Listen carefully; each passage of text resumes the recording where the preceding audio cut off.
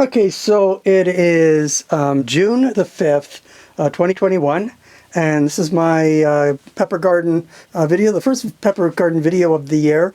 You can see the plants are actually quite nice, but I didn't have much hope for them back in March. I tried growing them in February, middle of February I started, and didn't really take, and it wasn't until maybe the middle of March before I started getting the plants coming up. So I was about a month behind. This is not the first time that's happened to me, but once they started coming up, then they came up, it came up, it came up, and away I went. So we've had a really weird little bit of weather. We're in the middle of a heat wave where it's gone right up into the hundreds, and is like there's a weather warning out for people to not go outside. And this isn't about the coronavirus now, but about the weather. So that's quite different, because just a week ago there's snow threatening. We were it was hovering near zero or Celsius, I should say, but hovering around freezing at night, and cold and rainy and just awful, and back to winter weather. So who knows what's going to happen, right? But in any case, time for me to bring these plants out, planning a little trip in a couple of weeks, and I got to get these out, got to get them to their forever homes. And I just thought that I'd better do a video now with them in the basement. These are San Marzano tomato plants. I didn't germinate these seeds. I bought the plants through Burpee, Home Depot. I will mention, but I'm not going to be overly angry at them, but you can see I bought 4, and they cost more than I've ever spent on tomato plants before. But the San Marzano is kind of the ultimate in traditional tomato. They're a tomato paste tomato, and I really wanted to try them. I've bought them canned before, and I've used them, and they're like unbelievable. But then I understand that they're protected product, and to be called San Marzano, really, tomatoes are supposed to be raised right at the foot of Mount Vesuvius in Italy. So I'm very far from Mount Vesuvius, unfortunately. I wish I weren't. And the thing about it is that when the plants arrived, they arrived in this box over here. And unfortunately, the box was upside down, and the plants were all over the place. And this one over here, what plant? It was broken right in half, like there was nothing left of it. These ones all had all their branches and leaves broken. Some of the things you could still see over here. But I brought them down here, and I've nursed them back to health, and I've gotten an offshoot. Like this offshoot right over here, this one here, is new, and it's only been for the last 3 weeks or so. It's come right back to life. And this one here, this one, believe it or not, is all new, and you could tell it's quite beautiful. And look at how high it is already. And then this one didn't quite take off the way the others did. It's got new growth as well, though, and over here. And that one didn't do anything, unfortunately. So ended up with 3 plants instead of 4. But, Home Depot, they were nice enough to give me my money back. And then I thought, well, okay, I get my money back, and I've got my little grow room here. So I figured, okay, I'll see if I can bring these back to life. And I'm kind of looking forward to it. So we'll be seeing those. I'm going to plant those right in the middle of all the peppers, because they'll keep them away from the other tomatoes that I'm going to grow, and just to keep them pure, so I can maybe grow them from seed, and then I'll see how that goes. Okay, so it's June the 8th now. That's Tuesday. Plants have been out for a couple of days, and a few days, and I've had them out in the sun since about 9 o'clock this morning. It hasn't been a full sun day. There's been a light cloud cover, so I figure this is a good chance for them. And I can kind of detect that maybe there's enough now. So I'm going to put them all back in over there where they're more protected. But all right, so it's June the 12th, and you see the plants aren't here anymore. But you can see pieces of plants on the ground.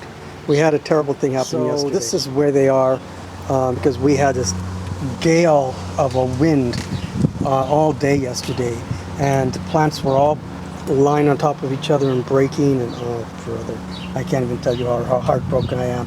So working through a hurricane, my wife and I gathered the plants up and put them in here.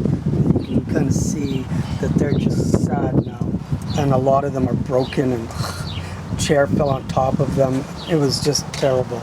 And I feel like every year something like this happens when I bring them out. Yeah, last year or 2 years ago there was a hailstorm. So I mean, I can't win, you know. So finally it's all done. It's Sunday, June the 13th. It's been close to 100 all day today, and these plants were not happy.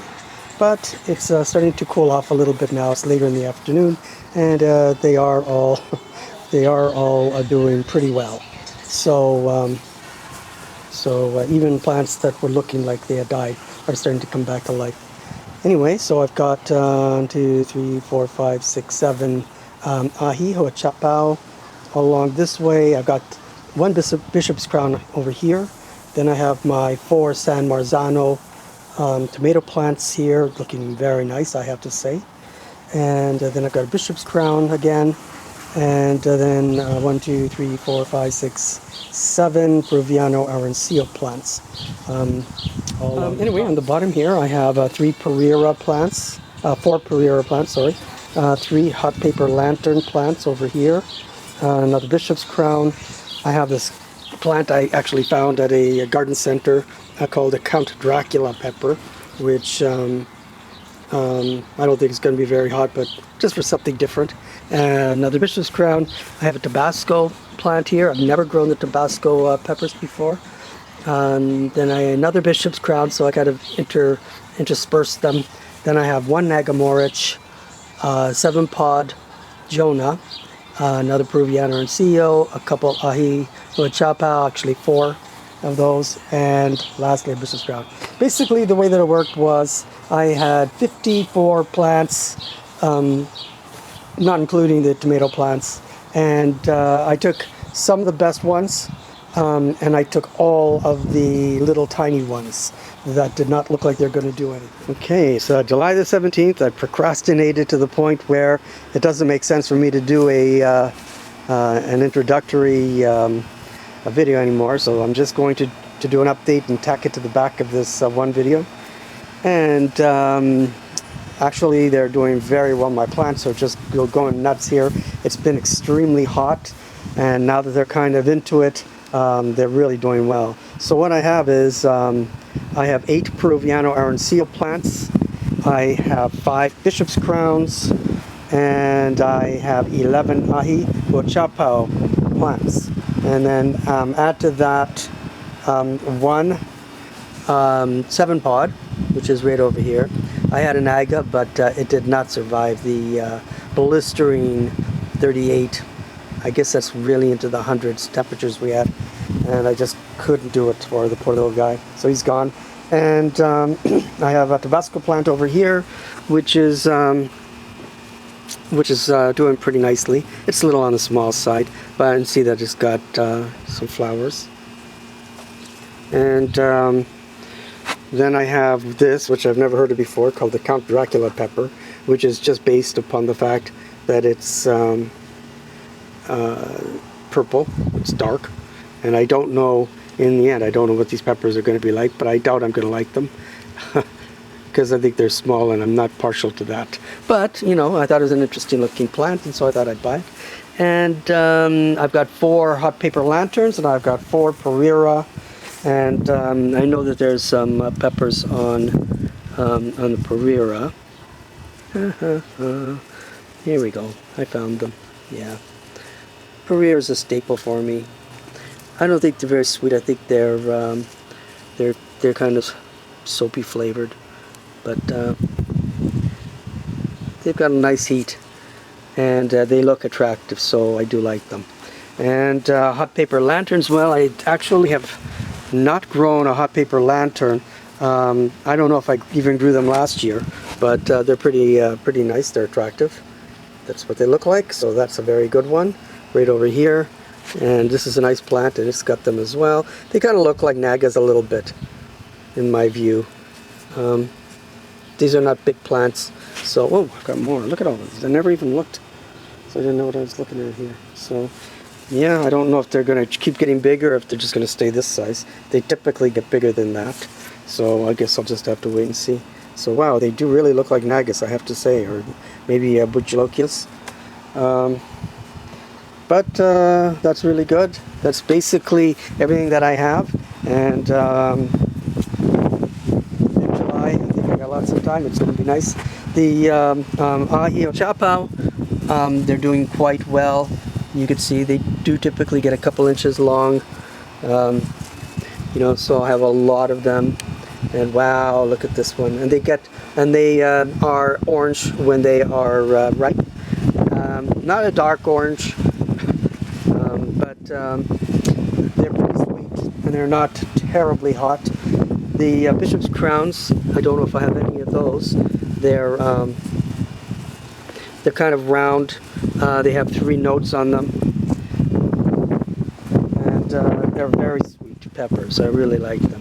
This one here is not the biggest one, but it certainly is doing well, and you can see I have a number of peppers on this one. So I'm really looking forward to having a bunch of these. That's going to be really nice. And then I've got, of course, the Peruviano Arancillo I grow every year. Staple. Last year I only grew these, and I do a lot with them. I did make jam with them, and I'm going to have to do that again and actually do a video of it, because they're wonderful. It's a wonderful jam, that's for sure. So here, and yeah, then these smaller ones are just really starting to put out flowers and some peppers. But I've got time. It's just been an amazing year. You know, like we've hardly had a let up on the heat, and that's not bad for the pepper. Anyway, that's all I've got for now, and I'm going to definitely put this video together and upload it as soon as I can. And thanks for watching.